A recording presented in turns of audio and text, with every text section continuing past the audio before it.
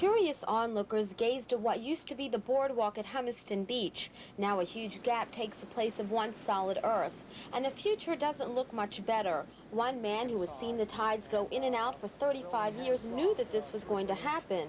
He says for the last 15 years there's been a gradual move west by the ocean, eating away at sand and wooden steps. But this time it finally tore away at the structures.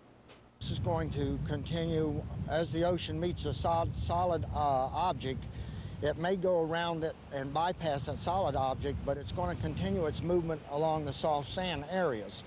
The water is not coming down as hoped, and on December 8th there'll be a full moon, which he says spells trouble for the coastline.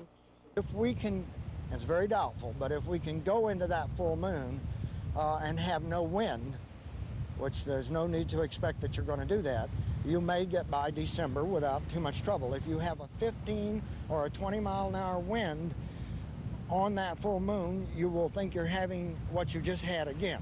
If you have a full moon with a 20-mile-an-hour wind, you're going to have more trouble than you would if you had a hurricane.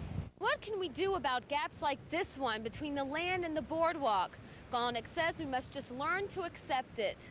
By acceptance, he means realizing where the bluff line is. He says buildings like the Ocean Grill should rebuild, but far enough away from the coastline so that future storms will cause no hazard. And for new buildings, the new condominiums and large apartment buildings and homes that are being built along the bluff should never be built at all, because it's going to continue to move west.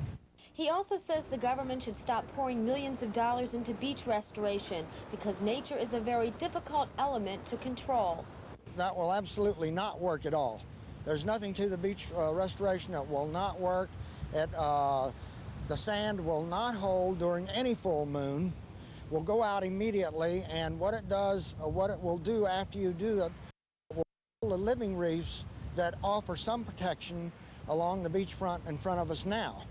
Mr. Golnick's outlook isn't a promising one, but for him